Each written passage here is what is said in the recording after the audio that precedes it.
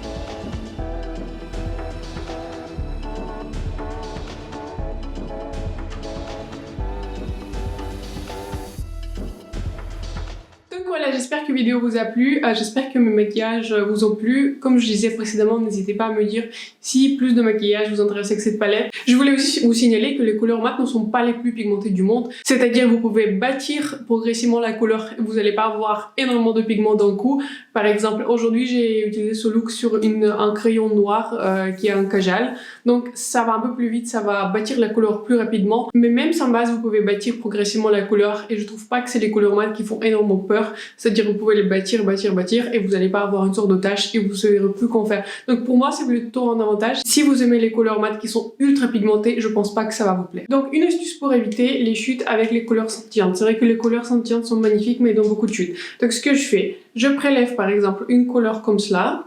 Donc vous voyez elle est vraiment pigmentation très très forte. Vous voyez il y a la pigmentation un peu partout. Ce que je fais ça et j'applique un tout petit peu de couleur sur ma main et ensuite je l'applique sur ma paupière. En fait, comme ça, avec votre main, vous voyez, vous enlevez l'excédent de la couleur et après vous allez directement sur votre paupière et ça vous évite énormément de chutes, ce qui me permet d'éviter des chutes. En fait, avec les couleurs, on va dire la couleur qui a fait le plus de chutes, c'était celle-là, la couleur qui est un peu rose, celle-là. Enfin, j'ai pas réussi à éviter des chutes, mais pour le reste, oui, vous allez avoir beaucoup de chutes parce que les couleurs métalliques sont très pigmentées. Ils ont vraiment des paillettes, enfin, c'est pas vraiment des paillettes en fait, mais ils ont des particules vraiment qui sont très fortes, très scintillantes. Mais voilà, les fards sont pressés d'une manière qui vont donner des chutes, mais si vous faites cette astuce là, vous allez pouvoir limiter vos chutes. Donc voilà, j'espère que cette vidéo vous a plu, j'espère que cette astuce a été utile. D'ailleurs, vous pouvez utiliser cette astuce pour n'importe quelle couleur scintillante qui sont pailletées, qui font beaucoup de chutes. Donc voilà,